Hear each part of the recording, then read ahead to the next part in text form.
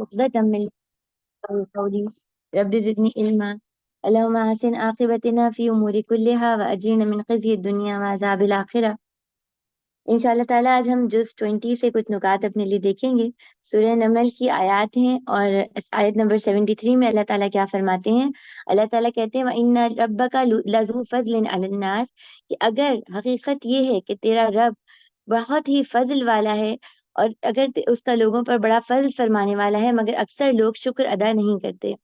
यहाँ पर मुझे और आपको ठहर के कुछ सोचने की जरूरत है। हम दिन भर सुबह से शाम बेशुमार गुनाह कर जाते हैं, जाने अनजाने।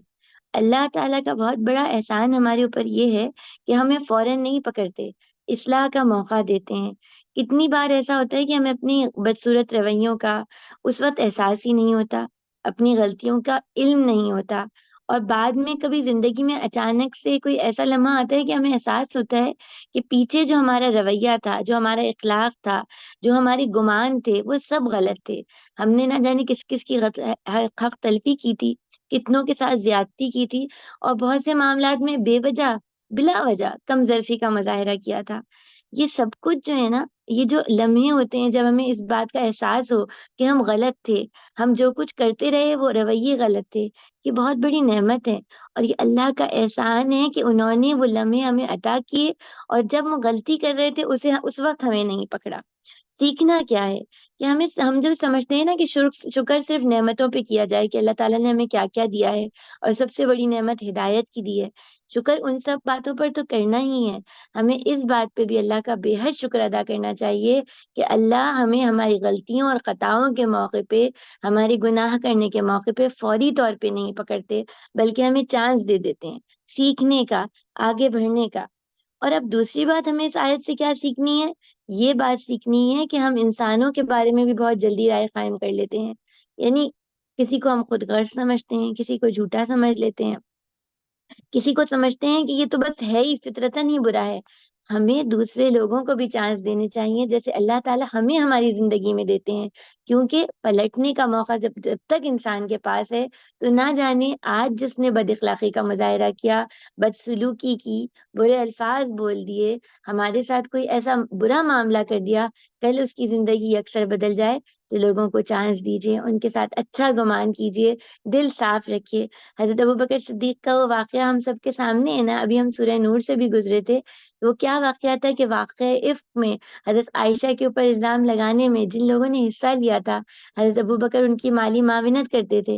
लेकिन फिर सूरह नूर में वो आयत आई थी ना, अल्लाह तुहिब्बूना, क्या तुम मोहब्बत नहीं करते इस बात से कि अल्लाह तुम्हें माफ कर दे। हजरत अबू बकर ने फिर क्या किया था कि जो वो उनकी मदद करते थे और दुख की वजह से रोकी थी, वो मदद दोबारा जारी करती। तो बस मैं और आप भी लोगों को माफ कर दें, उनको चांस दें, उनसे दरगुजर फरमाएं और उनकी गलतियों को भूल जाएं।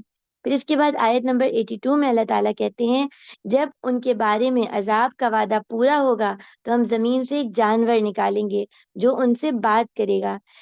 क़यामत के बारे में जिस तरह आप देखिए, तूफान आता है तो कुछ पहले से हवाएं चलने लगती हैं, कोई बड़ा हादसा हो तो कुछ एहसास इंसान को अंदर से होने लगता है। जब क़यामत आएगी तो उससे पहले भी कुछ निशानियां हैं जो अल्लाह ताला इंसानों को दिखा देंगे। और उन निशानियों के हवाले से जो खतरनाक बात है ना, वो क्या है? अल्लाह के रसूल सल्लल्लाहु अलैहि वसल्लम ने कहा, गौर से सुनिएगा क्या कहते हैं। तीन बातें जब जाहिर हो जाएं तो किसी के ईमान लाने का कोई फायदा नहीं होगा। यानी जब वो तीन बातें हो गई ना, उसके बाद हम ईमान के शेल्टर में नहीं आ सकते। उससे पहले पहले मैंने और आपने दिल में ईमान को बसा लिया तो बहुत बेहतर होगा।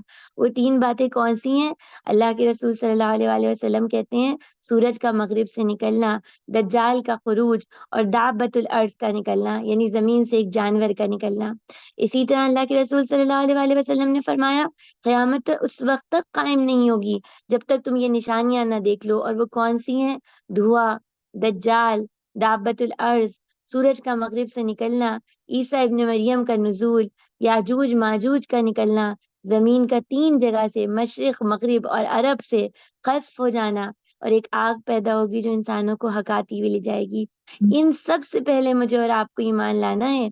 और हम देखते हैं ना कि हमारे जो असलाफ हैं, हजरत इब्न उमर और अब्दुल्ला इब्न مسعود کیا کہتے تھے کہ جب علماء کی موت ہو جائے اور علم ناپید ہو جائے اور قرآن مجید اٹھ جائے تو پھر یہ نشانیاں ظاہر ہوں گی، یعنی یہ جو جانور ہے دابت الارض ہے یہ نکلے گا۔ اسی طرح ابن عمر نے کہا جب لوگ نیکی کا حکم نہ دیں اور برائی سے نہ روکیں تب یہ جانور نکلے گا۔ اور عبداللہ ابن مسعود یہ بھی کہتے تھے کہ کثرت سے قرآن پڑھو کہ اس سے پہلے کہ یہ اٹھا لیا جائے۔ اور دعوت الارض کے بارے میں یہ بھی کچھ احادیث میں آتا ہے کہ جب یہ جانور نکلے گا اور لوگوں کو بتائے گا اور زمین میں سفر کرے گا تو ایمان والے لوگوں کے چہروں پہ نشان لگا دے گا جس کی وجہ سے وہ نور سے منور ہو جائیں گے اور کافروں کے چہرے الگ نظر آنے لگیں گے۔ اب میری اور آپ کی فکر کیا ہونی چاہیے؟ اپنے لیے بھی، اپنے عزیز رشتوں کے لیے بھی۔ ہمیں تو نہیں پتا نا کہ کب وہ لمحے آ جائیں، تو پھر اس بات پر غور کریں کہ ایمان ہمارے دلوں میں موجود ہے، اور اگر ہے تو اس کی حفاظت کرنی ہے، اس کی بڑھوتری کی کوشش کرنی ہے، اور یہی ہماری زندگی کی سب سے اہم ایکٹیویٹی ہو جانی چاہیے۔ ورنہ ایسا لمحہ نہ آ جائے جب ایمان لانے کا کوئی فائدہ ہی نہ رہے۔ اللہ ہم سب کو اپنی پناہ میں رکھیں۔ آیت نمبر 89 میں اللہ تعالیٰ کہتے ہیں کہ جو شخص بھلائی لے کر آئے گا تو اس سے اس کا بہتر صلہ ملے گا، اور ایسے لوگوں کو قیامت کے دن ہول سے محفوظ رکھیں گے، گھبراہٹوں سے امن ہوگا۔ یہاں اللہ تعالیٰ کس چیز کی طرف مجھے اور آپ کو بلا رہے ہیں؟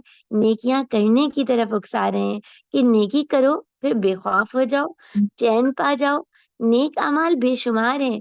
آپ کبھی اس بات پہ ہم غور کرتے ہیں کہ دیکھیں خون کی کسی کو کمی ہو تو کہا جاتا ہے فلاں غذا کھاؤ تو خون بڑھ جائے گا، اعصاب کمزور ہو رہے ہیں تو فلاں غذا کھاؤ اس سے اعصاب مضبوط ہو جاتے ہیں۔ اسی طرح نیکی میں بھی دیکھنا چاہیے اس وقت میری روح کو کس نیکی کی ضرورت ہے، امت مسلمہ کو کس نیکی کی ضرورت ہے۔ اور صحابہ اکرام کی یہ بہت پیاری عادت تھی نا کہ وہ اس بات کے بے حد شوقین تھے کہ یہ پتہ چل جائے کہ اعمال میں سے اعلیٰ کون ہے اور ادنا کون سا ہے اور نفع بخش کون سا ہے۔ چھوٹی سی مثال ہے، ہجرت کا اور جہاد کی کتنی فضیلت ہے۔ وہ حدیث یاد کیجئے کہ ایک شخص نبی کریم صلی اللہ علیہ وآلہ وسلم کے پاس آتا ہے اور کہتا ہے یا رسول اللہ صلی اللہ علیہ وسلم، میں اپنے والدین کو روتے ہوئے چھوڑ کے آیا ہوں کہ آپ کے ہاتھ پر ہجرت پہ بیعت کر لوں۔ اللہ کے رسول صلی اللہ علیہ وآلہ وسلم کہتے ہیں واپس لوٹ جاؤ اور انہیں اسی طرح ہنساؤ جیسے تم انہیں رلا کے آئے ہو۔ ہمیں کیا سکھایا جا رہا ہے کہ ہر وقت زندگی کے ہر لمحے یہ دیکھنا چاہیے فوری ضرورت کی نیکی کون سی ہے، ارجنٹ نیکی کون سی ہے، اہم نیکی کون سی ہے۔ آج ہمارا کیا معاملہ ہے، اپنا اپنا جائزہ لیں۔ بے شمار مساجد تعمیر ہوئی ہیں لیکن ہم چاہتے ہیں جب دیں تو مسجد میں لائٹ لگ جائے یا مسجد کے اندر کچھ تعمیر ہو جائے یا رمضان کے عمروں کی فکر ہوتی ہے۔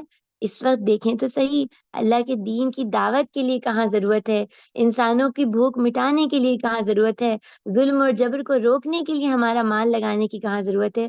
تو نیکی کی اس بات کی تلاش ضرور کریں کہ کون سی نیکی ابھی ہمارے لیے زیادہ اہم اور زیادہ فوری ہے۔ اس کے بعد ہمارے پاس سورہ قصص شروع ہوتی ہے اور اس کے اندر ہم آیت نمبر 4 کو دیکھیے۔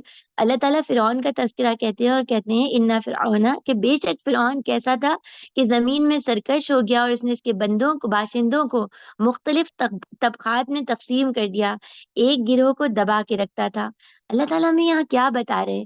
پچھلی سورت کو یاد کیجیے گا، پچھلے پارے کو یاد کیجیے گا۔ فرعون کون تھا؟ انتہائی ذہین، بے حد صلاحیتوں والا، اقتدار اور غلبہ رکھنے والا، نعمتوں سے مالا مال، لیکن نفس کا بچاری تھا۔ بظاہر طاقتور تھا لیکن اصل میں خود اپنے آپ ہی کا غلام تھا۔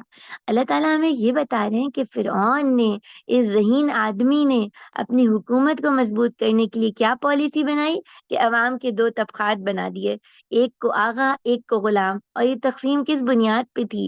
قوم کی بنیاد پہ تھی۔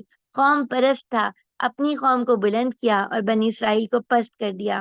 اور اس کا جو طریقہ اس نے اپنایا نا ڈیوائڈ اینڈ رول کا، وہ کیا تھا کہ بغاوت، اور جب ظاہر ہے اس طرح طبقات میں تقسیم کرے گا تو لوگوں میں نفرتیں پیدا ہوں گی، اور نفرتیں پیدا ہوں گی تو لوگ اس کے خلاف کھڑے ہوں گے، اور اس کے خلاف کھڑے ہونے کو وہ کیسے روکے؟ بیٹوں کو قتل کرنا شروع کر دیا۔ اب اس کا نتیجہ کیا ہوا؟ مزید آگ میں لوگ جھلسنے لگے اور ان کے دلوں سے آہیں نکلیں۔ آپ سوچئے جب دلوں سے آہ نکلتی ہے تو کیا ہوتا ہے؟ اللہ کے رسول صلی اللہ علیہ وآلہ وسلم نے بتایا ہے نا، 3 قسم کی دعائیں ایسی ہیں جن کے قبول ہونے میں کوئی شک ہی نہیں ہے۔ کون سی دعائیں ہیں وہ؟ نمبر 1 مظلوم کی نمبر 2 مسافر کی دعا، نمبر 3 اولاد کے حق میں والد کی دعا۔ یہ 3 دعائیں اللہ تعالیٰ کے حضور میں قبول ہوتی ہیں۔ فرعون بہت ظاہر پرست تھا، اس نے ایک بڑی اپنے نزدیک بہت اہم پالیسی، بڑی زبردست پالیسی اپنائی، لوگوں کو تقسیم کیا، ظلم اور جبر کیا، اور خوش ہو کے بیٹھ گیا کہ اب میرے خلاف کوئی نہ اٹھ سکے گا، کسی کی ضرورت نہیں ہوگی جو میری حکومت، میرے اقتدار کے خلاف کچھ کر سکے۔ اللہ تعالیٰ نے کیا کیا؟ حضرت موسیٰ کو اسی کے محل میں پلوایا، اور حضرت موسیٰ اس کے غلام نہ بنے۔ ہمارے لیے کیا سبق ہے؟ کفر اور ظلم جتنے بھی ہتھ کنڈے اپنائے، اللہ اپنے بندوں کی مدد کرتے ہیں۔ تو ہمیں کیا کرنا ہے؟ ہمیشہ حق کے ساتھ کھڑا ہونا ہے، ظلم کے خلاف کھڑے ہونا ہے، ظلم کا حمایتی کبھی ایک لمحے کے لیے بھی نہیں بننا۔ پھر جو ہم بہت پریشان ہوتے ہیں نا کہ ہمارے بچے کس ماحول میں جا رہے ہیں، کہاں کیا پڑھ رہے ہیں، اس بات کو ہمیں یاد رکھنا ہے کہ اللہ کی مدد ہو، اللہ سے تعلق ہو، اللہ تعالیٰ کی عنایت ہو، تو یوسف علیہ السلام عزیز مصر کے محل میں، اور موسیٰ علیہ السلام فرعون کے محل میں بہترین شخصیت کی صورت میں تیار ہوتے ہیں۔ تو بس توکل کس پر؟ اللہ کی ذات پر۔ سورہ قصص کی آیت نمبر 7 میں اللہ تعالیٰ کہتے ہیں وَأَوْحَيْنَا، اور ہم نے وحی کی موسیٰ کی امی، موسیٰ علیہ السلام کی امی کی طرف کہ آپ دودھ پلائیے، اور جب ڈر لگے تو اس کو دریا میں ڈال دیجئے، اور نہ ڈریے اور نہ غم کریے۔ اب یہاں پر کیا ہے؟ دودھ کیوں پلائیے؟ بانڈنگ کرنے کے لیے۔ بچے اور ماں کا جتنا بانڈ مضبوط ہوتا ہے نا، وہ پھر ماں کی باتوں کو اپناتا بھی ہے، اس کے دل میں وہ زندہ رہتی ہیں۔ ام موسیٰ کا سوچئے، مستقل بچوں کو قتل ہوتے دیکھ رہی ہوں گی، ایسی آزمائش کے دور میں ہے، اپنے بچے کے مستقبل سے نا واقف ہیں، انہیں تو نہیں پتا نا کہ یہ موسیٰ علیہ السلام بنیں گے۔ کتنے درد اور خوف کے ساتھ دودھ پلاتی ہوں گی، کیا کیا دھڑکے ہوں گے، کیسے دعائیں کرتی ہوں گی۔ ہم بھی بچوں کے مستقبل کے لیے بےکل ہو جاتے ہیں کہ ہمارے بچوں کا کیا ہوگا، اس دور فتن میں وہ کیسے بچیں گے۔ کرنا کیا ہے؟ اپنے رب سے تعلق قائم کرنا ہے، اور بہت کثرت سے دعائیں کرنی ہے۔ اور دیکھیے، اللہ سے تعلق صرف اللہ کے ذکر کے ذریعے نہیں، بلکہ اللہ کی فرما برداری کے ذریعے بھی۔ اللہ کو ماننا ہے، بس جو اللہ کی بات آ گئی تو ہمیں مان لینا ہے، دلوں کو صاف کر دینا ہے، معاف کر دینا ہے، مال ویسے خرچ کرنا ہے جیسے اللہ نے بتایا۔ پھر یہاں پہ نا ایک چیز کو ہائی لائٹ کیجیے، اللہ تعالیٰ کہتے ہیں فَأَلْقِ، اس کو دیکھیے، جب موسیٰ علیہ السلام کو اژدہا دکھائیں گے نا اللہ تعالیٰ، یعنی عصا اژدہے میں تبدیل ہو جائے گا، تو موسیٰ علیہ السلام ڈریں گے۔ اللہ تعالیٰ اس وقت کہیں گے پکڑ لیجیے اور نہ ڈریے۔ بالکل یہی انداز یہاں پر ہے۔ ام موسیٰ سے کہیں گے، کہتے ہیں اللہ تعالیٰ کہ جب خطرہ ہو تو پانی میں ڈال دیجیے اور نہ ڈریے، نہ غم کیجیے۔ کیوں؟ یہ جو ایکشن ہے، عمل ہے، حرکت ہے، یہ انسان کو خوف اور غم سے نکال لیتا ہے۔ خوف اور غم ایسے جذبات ہیں کہ انسانوں کو جیسے زنجیروں میں باندھتے ہیں، بے بس کر دیتے ہیں۔ یہی تو ڈپریشن اور اینزائٹی ہے۔ اللہ تعالیٰ اس سے نکلنے کا ذریعہ ہمیں کیا بتا رہے ہیں کہ عمل کرنا ہے، کام کرنا ہے، موومنٹ کرنی ہے، تو یہ خوف اور غم اللہ اپنی رحمت سے دور کر دیتے ہیں۔ پھر اس کے بعد آیت نمبر 9 میں دیکھیے، اللہ تعالیٰ یہ بتاتے ہیں کہ موسیٰ علیہ السلام کے بچانے کے لیے اللہ نے کس کو ذریعہ بنایا؟ فرعون کی بیوی حضرت عائشہ کہتی ہیں فرعون سے کہ یہ ہماری آنکھوں کی ٹھنڈک بنیں گے، ان کو قتل نہ کرو۔ اللہ جس کو بچانا چاہیں تو وہاں سے نکالتے ہیں جہاں سے کبھی سوچا بھی نہیں ہوتا۔ ام موسیٰ کو کبھی گمان ہوگا کہ جس بچے کو میں دریا کے دوش پہ ڈال رہی ہوں اس کو خود فرعون بچائے گا جو کہ مارنے پہ اور قتل پہ اترا ہوا ہے؟ اللہ تعالیٰ نے مزید ایک جگہ کہا تھا نا کہ ہم نے آپ کے موسیٰ علیہ السلام کے بارے میں کہ ہم نے آپ کی محبت ان کے دلوں میں ڈالی تھی۔ تو ہم جو بہت بہت ہماری فکریں بہت ہیں نا، بچوں کے حوالے سے، اپنے عزیز رشتوں کے حوالے سے، یہ گھبراہٹیں ہیں، اللہ کو بتانی ہے ہمیں۔ اللہ راستے نکالتے ہیں۔ قرآن مجید میں ایک جگہ آئے گا نا کہ وَمَن يَتَّقِ اللَّهَ، جو اللہ سے ڈرتے ہیں، اللہ ان کے لیے کیا کرتے ہیں؟ مخرج بنا دیتے ہیں۔ مخرج تو ہم سب جگہ جگہ لکھا ہوا پڑھتے ہیں نا روڈ پر، ایسا ایگزٹ بناتے ہیں جہاں انسان نے کبھی سوچا ہی نہیں۔ انسان تو سمجھا تھا کہ بس اب میں کھو گیا، اللہ نے ایگزٹ نکالا اور وہ پھر درست سڑک پہ آ گیا۔ تو کرنا کیا ہے؟ اللہ سے ڈرنا ہے، اللہ کی بات ماننی ہے، اللہ کا یاد رکھنا ہے کہ اللہ ہر لمحے ہے، ہمارے دل میں بھی، ہمارے دل کو بھی دیکھ رہے ہیں، تنہائی کو بھی دیکھ رہے ہیں، معاملات کو بھی دیکھ رہے ہیں۔ پھر اللہ تعالیٰ نے مزید ایک اور چیز بھی یہاں پہ بتائی ہے، بہت پیاری آیات ہیں، آج ہم سب کو اس قصے کو ضرور دوبارہ پڑھنا ہے۔ اللہ تعالیٰ کہتے ہیں ام موسیٰ پہ جب گھبراہٹ ہوئی تو ممکن تھا وہ کچھ کہہ بیٹھتی، اللہ نے ان کے دل کو ٹھہرا دیا۔ ہم اپنا دیکھیں کتنی پلاننگز کرتے ہیں، یہ کر دیں گے، وہ کر دیں گے۔ اصل جو ہمیں پلاننگ کرنی ہے نا وہ یہ کہ زندگی کے ہر لمحے میں اپنے رب کو راضی کر لیں۔